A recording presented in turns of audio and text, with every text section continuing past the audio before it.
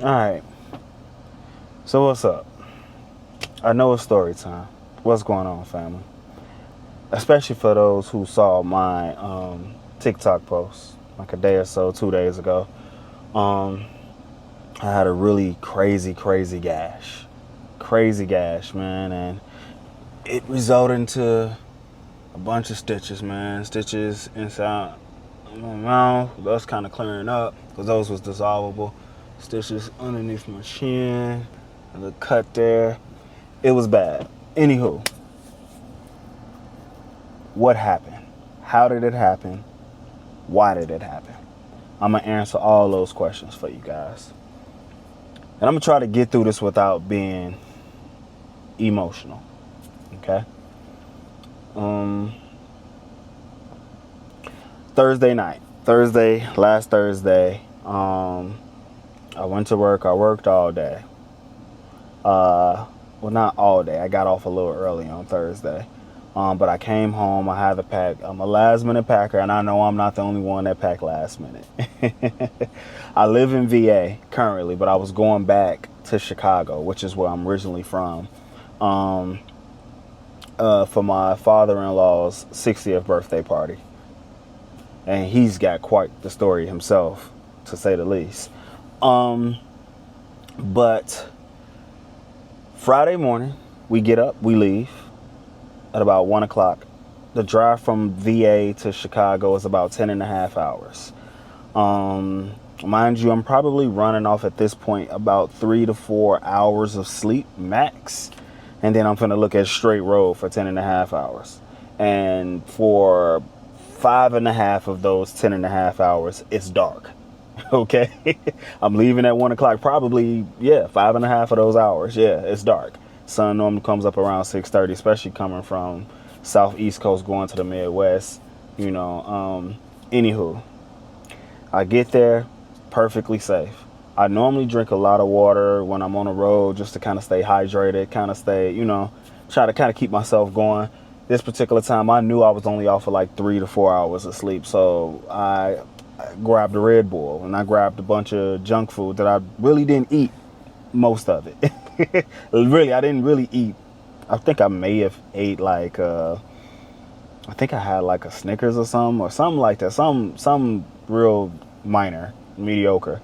It wasn't like no food or nothing. But I chugged the Red Bull, and that's what kind of floated me through the night. Because once the sun come up, it's like you get that second boost of energy, and you could just like slide right through, right? So, we get to Chicago safely. We check inside of our hotel, and instead of me getting some rest and saying, you know what, let me just chill, let me just relax, I'm up, I'm going, my body is going. Well, my mind is telling my body to go, but my body is probably tired, obviously, at that point. So we go to my brother's house. When we go to my little brother's house, me and my wife, we go over there, we kick, actually it's me and my whole family, me, my brother, me, my wife, and my kids. We go to my brother's house. And so, now I'm about to officially eat. By this time, it's like 2 o'clock in the afternoon. I'm about to officially eat. I get me a nice little slice of pizza, and I get a bottle of water.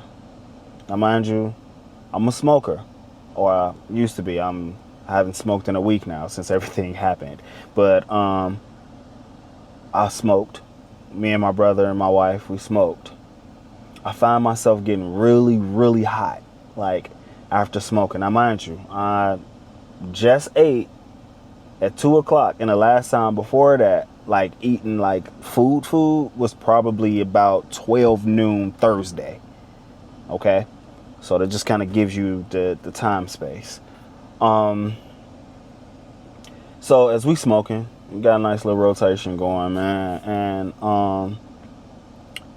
I look at my brother and say, hey, man, I'm thirsty, man. You got any water? We's out in this garage. You got a refrigerator in the garage. He's like, nah, it ain't in the garage, man. We move the waters in the house.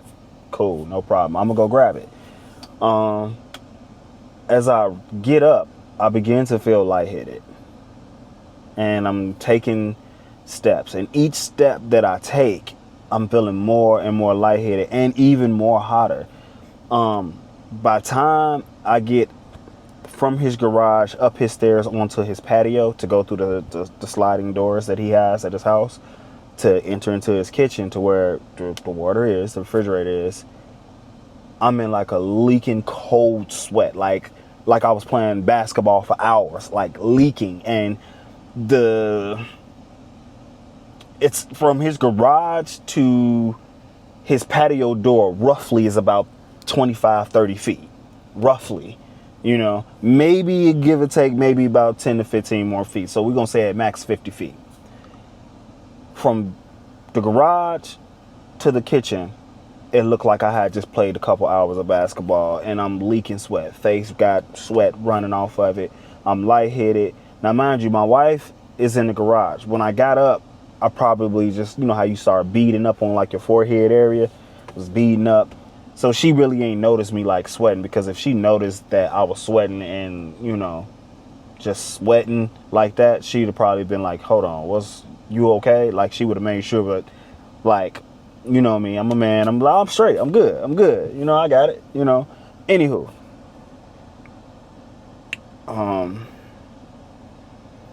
So I get to the refrigerator. I walk around the counter and I get to the refrigerator.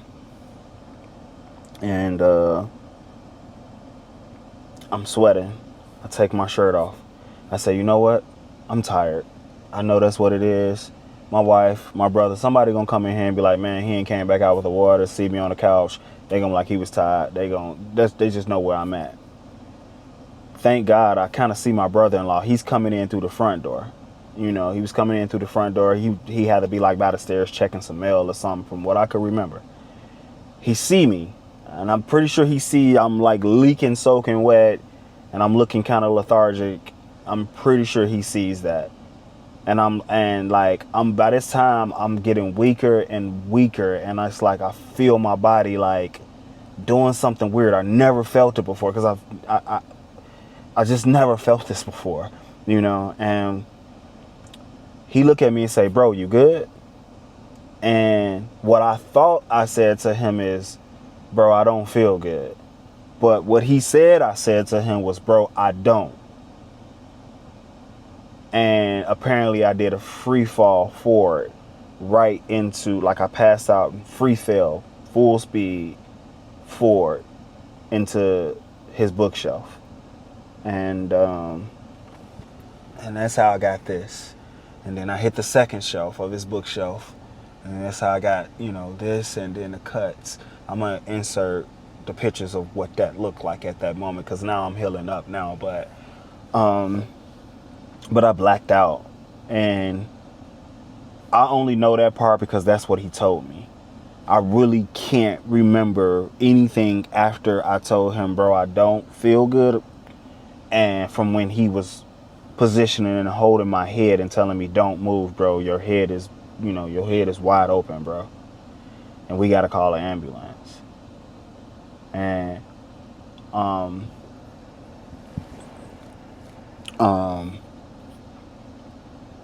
didn't really feel the pain in my head first. I felt it in my mouth. Apparently I had, kind of blood coming, my chin, everything, blood kind of coming or whatever. So I felt that, but I didn't feel this yet. And I'm sorry. It's just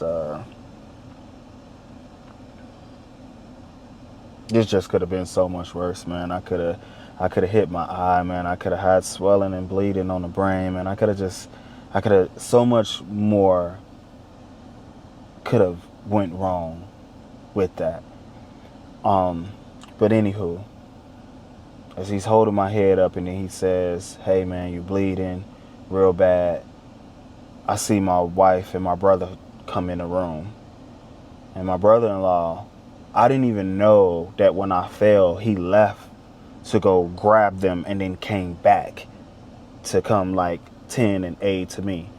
I'm still out at that point. Again, I don't feel like I came to until he like lifted my head and was just like, bro, let me keep your head kind of sort of elevated for the pressure or whatever, which whatever he did, I'm extremely grateful, because whatever he did, it helped me.